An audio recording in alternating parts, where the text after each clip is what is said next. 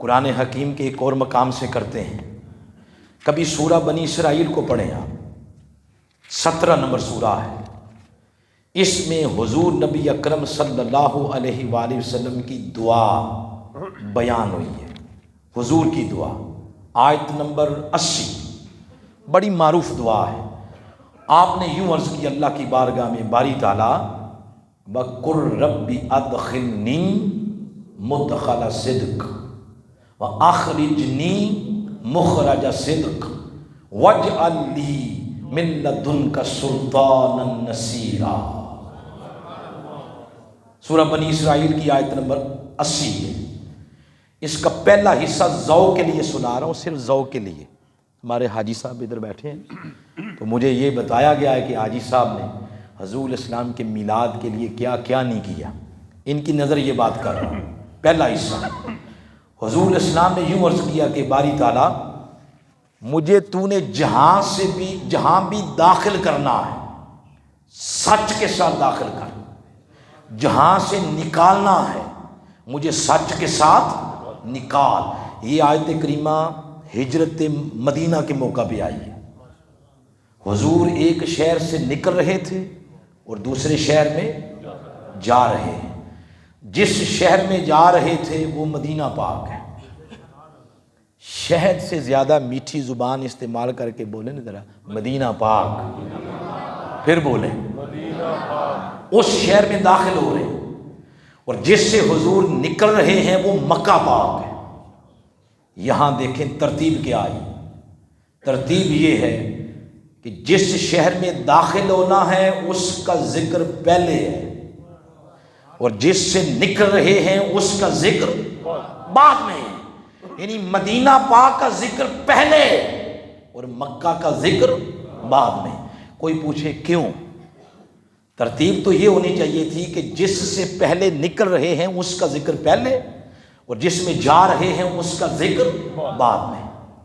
میرے شیخ نے کہ کتاب لکھی ہے، حضور شیخ الاسلام ڈاکٹر محمد طاہر القادری مدد العالی، اس کتاب کا نام ہے فضائل حرمین شریفین۔ پہلا حصہ مکہ پاک کی فضیلت پہ، دوسرا حصہ مدینہ پاک کی فضیلت پہ۔ مدینہ پاک کی فضیلت میں یہ آیت کوٹ کی ہے، اور آپ نے 2 توجیحات پیش کی کہ مدینہ کا ذکر پہلے کیوں ہے۔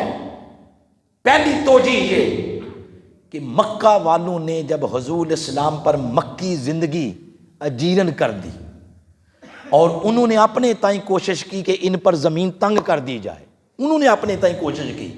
اب دن رات جب آقا صحابہ کرام کو دیکھتے کہ یہ مصیبتیں برداشت کر رہے ہیں، ان پر تکلیفوں کے پہاڑ ٹوٹ رہے ہیں، تو حضور کے قلب اطہر میں ایک خواہش نے جنم لیا، کاش مولا مجھے خود فرما دے کہ محبوبہ مدینہ ہجرت کر جائیں۔ تو مدینہ جانا حضور کی چاہت تھی، مدینہ جانا حضور کی کیا تھی؟ بولو نا، چاہت۔ تو مدینہ حضور کی چاہت ہے، مدینہ حضور کی آرزو ہے، مدینہ حضور کی تمنا ہے۔ جب رب نے اس بات کا ذکر قرآن میں کیا تو چاہت مصطفیٰ کا ذکر پہلے کیا،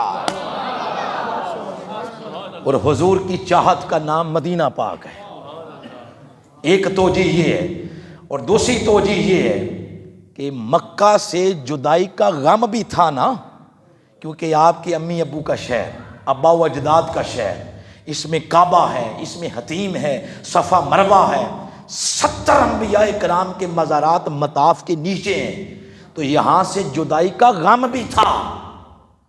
اب بلا تشبیہ و بلا مثال، جیسے چھوٹے بچے وہ کوئی چیز پکڑ لیں اور والدین یہ دیکھیں کہ یہ چیز اس کے ہاتھ میں نہیں ہونی چاہیے، تو والدین وہ چیز لینا چاہیں تو سیانے والدین کیا کرتے ہیں؟ پہلے ایک چیز دیتے ہیں کہ یہ لے لو، اب وہ دے دو۔ جب وہ بچہ ایک چیز لیتا ہے اس کو پانے کی خوشی میں جانے والے کا غم بھول جاتا ہے۔ اب مکہ پاک سے جدائی تھے اور مدینہ حضور جا رہے ہیں، پہلے مدینہ کا ذکر کیا تاکہ مدینہ کا سنتے ہی محبوب خوش ہو جائیں، اور بعد میں مکہ کا ذکر کیا تاکہ مکہ کی جدائی کا غم محبوب بھول جائیں۔